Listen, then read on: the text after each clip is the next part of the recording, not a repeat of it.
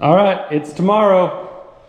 Time to cut these bad puppies up. First, I need to cut this steel into all its dimensions. This C channel here is getting cut into 5-foot lengths, and then this angle iron here is getting cut into 1-foot lengths. After I do all that, we're gonna cut those in half, find a good area. Well, we're gonna cut those in half, and then weld these in, splice them in. I also have this plate. I also have another plate if I don't want to use this one for some reason. But we're gonna make something called fish plates or repads that are gonna sit over the splicing. Because this weld, though it will be fully penetrated, I still want to have a support on both sides just to give it that extra strength.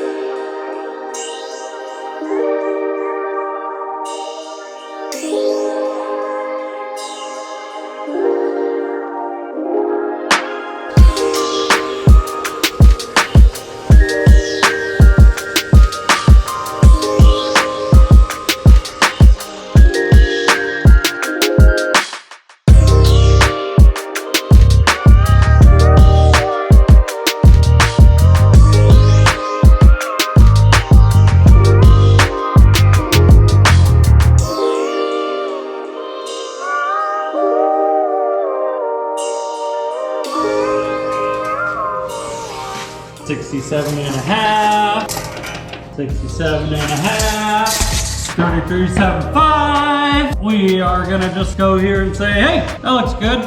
35 inches, and we'll do 35 inches from that side. Put a little yellow dot. Boop. Nice. Same. All right. That'll work. That'll work.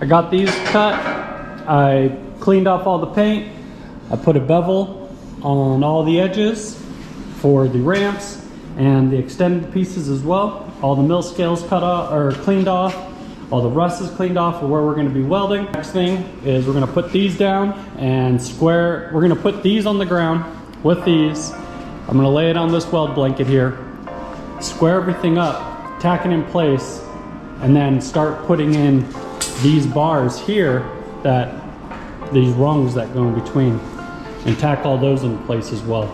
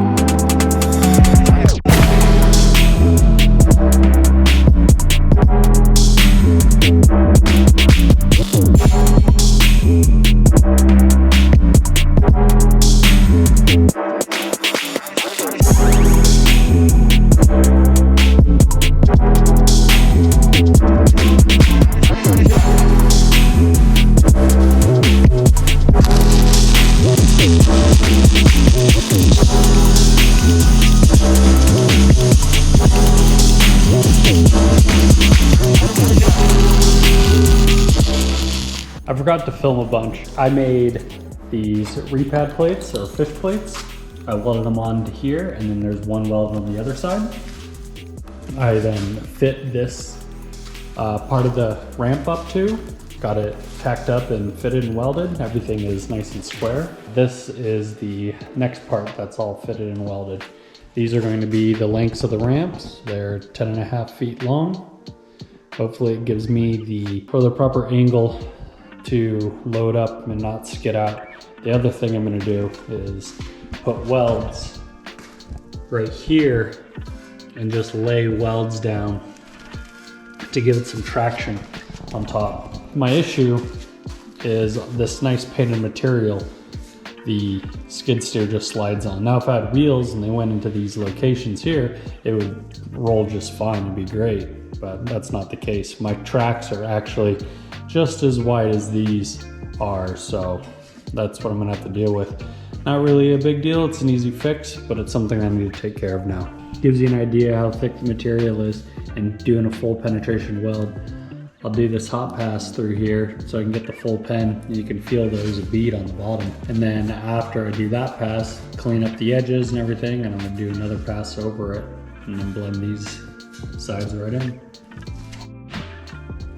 Here's an example of the beveled edges so I can get a full penetration weld. There's even a slight little gap there, so when I weld, it's gonna burn through and tie those edges on the back side in as well. Then here, to reduce the heat and the distortion when applying so much heat onto a piece, I was going through and hitting this weld, then this one, then this one, then this one, and so on and so forth, and then coming back down to the end here and working my way doing the opposite.